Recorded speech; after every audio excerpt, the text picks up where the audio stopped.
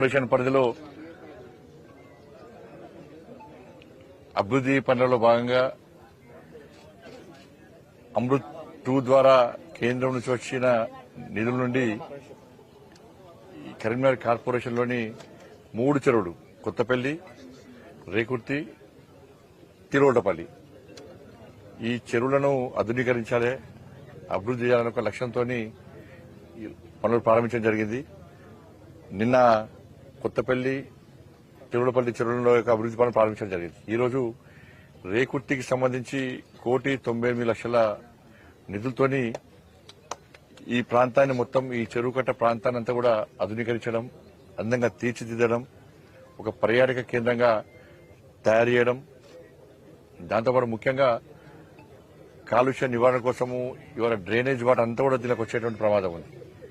అవి రాకుండా ఉండడానికి డ్రైనేజ్ వ్యవస్థను ఏర్పాటు చేసి కొంచెం హంగు ఆర్భాటాలతో ఒక మంచి ఆలోచనతో ఒక బ్యూటిఫికేషన్ చేయాలని చెప్పే లక్ష్యంతో కేంద్ర ప్రభుత్వం ఈ అమృత్ నిధులను కేటాయించడం జరిగింది. 5,82,00,000 రూపాయల నిధులను ఈ 3 చెరువుల కోసం ఇవ్వడం, ఇలా 1,98,00,000 ఈ రేకుర్తి చెరువును చాలా అందంగా తీర్చడం, ఒక పర్యాటక కేంద్రంగా మార్చడం, ప్రజలందరూ వచ్చి సేదెద్దరే విధంగా కరీంనగర్ కార్పొరేషన్ లో స్మార్ట్ సిటీలో ఉన్నటువంటి అనేక పార్కులను అభివృద్ది చేయడం జరిగింది స్మార్ట్ సిటీ నిధులతో.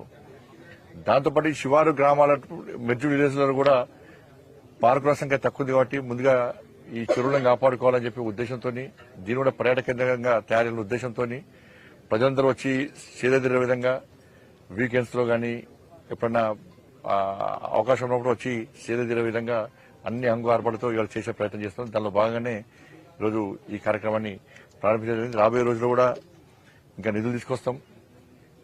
మా లక్ష్యం ఒకటే, ఇన్ని రోజులు మెయిన్ రోడ్స్ అన్ని ఇష్టం కార్పొరేషన్ పరిధిలో, విలీన గ్రామాలతో పాటు మెర్జ్ విలేజ్ తో పాటు కరీంనగర్ కార్పొరేషన్ పరిధిలో ప్రతి గల్లీలో రోడ్ల నిర్మాణం చేపట్టడం, రోడ్ల నిర్మాణము, డ్రైనేజ్ వ్యవస్థను బాగుపరిచేటువంటి ఒక ప్రణాళికతో ముందుగా ప్రయత్నం చేస్తున్నాం.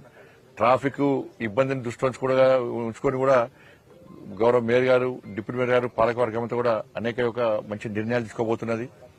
కరీంనగర్ అభివృద్ధితో చేసి చూపెడతాం. రాజకీయాలకు అతీతంగా ఇస్తున్నాం. ఈ పార్టీ ఆ పార్టీ అని కాకుండా అన్ని పార్టీల కార్పొరేట్లకు సమాన స్థాయిలో నిధులు ఇచ్చి పార్టీల భేదాభిప్రాయాలు లేకుండా అందరు కలిసికట్టుగా అభివృద్ది చేసేటువంటి సంకల్పంతో పాలకవర్గం ముందుకొచ్చింది కాబట్టి ఈ అభివృద్ది సాధ్యమవుతున్నది.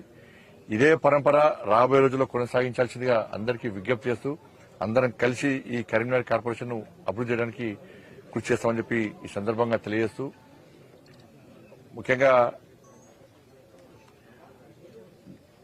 మహిళా రిజర్వేషన్ డీలిమిటేషన్ సంబంధించి వాళ్ళ మహిళా రిజర్వేషన్ విషయంలో ఇలా మహిళలకు అన్యాయం చేసినటువంటి వ్యక్తి రాష్ట్ర ముఖ్యమంత్రి రేవంత్ రెడ్డి గారు. పాపం ఆయన ఏదో చేస్తున్నాను అని చెప్పి సన్మానాలు చేయించుకుంటున్నాడు. ఎవరన్నా బిల్లు సక్సెస్ అయితే సంబరాలు చేసుకుంటారు తప్ప బిల్లు ఫెయిల్ చేస్తే సంబరాలు వాళ్ళు చేసుకున్నారు దేశంలో. వాళ్ళు ఫస్ట్ చూస్తున్నాను నేను. మరి రేవంత్ రెడ్డి గారు నేను చాలా గొప్ప పని చేస్తానని చెప్పుకుంటున్నాడు కదా. కానీ గ్రామ స్థాయిలో, కింది స్థాయిలో, గ్రౌండ్ స్థాయిలో మహిళలు ఆయన విషయంలో ఏ విధంగా చీదరించుకుంటున్నారు, ఏ విధంగా తిట్టుకుంటారో పాప ఆయన తెలుస్తలేదు. ఆయన ఇంటర్నేషనల్ చెప్తలేదు పాప ఆయనకు. నేను చాలా పెద్దగా అయిపోయినా, ఢిల్లీని శాసించేది నేనే, తొందర అవకాశం దొరికితే రాహుల్ గాంధీ ప్లేస్ లో కూర్చోవాలి నేను. ఆయన ఆలోచన కదే, ఎందుకంటే రాహుల్ గాంధీకి ఏం తెలియదు కాబట్టి ఆ ప్లేస్ లో కూర్చోవాలని చెప్పి తాపత్రయపడుతుంటే రాష్ట్ర ముఖ్యమంత్రి గారు.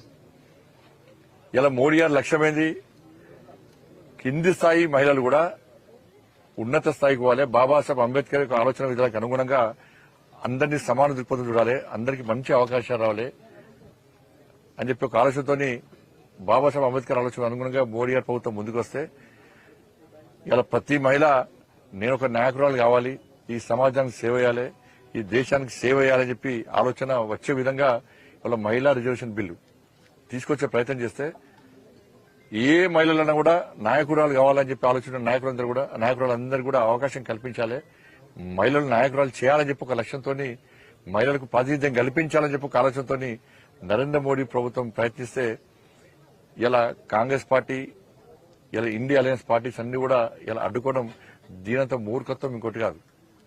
మొదటి నుంచి కూడా కాంగ్రెస్ పార్టీ మహిళా వ్యతిరేకి, మొదటి నుంచి కూడా మహిళా బిల్లును అడ్డుకుంటున్న పార్టీ కాంగ్రెస్ పార్టీ. దానికి వంత పాడుతున్న పార్టీలు ఈ పార్టీలు. వీళ్ళకి ఏంటంటే కాంగ్రెస్ పార్టీలకు ఏంటంటే మహిళల అభివృద్ధి అంటే సోనియా గాంధీ, ఇందిరాగాంధీ, ప్రియాంక గాంధీ వీళ్ళ ముగ్గురికి పోస్టులు ఇచ్చి వీళ్ళ ముగ్గురు అభివృద్ధి చెందితే మొత్తం మహిళలు అభివృద్ధి చెందినట్టే.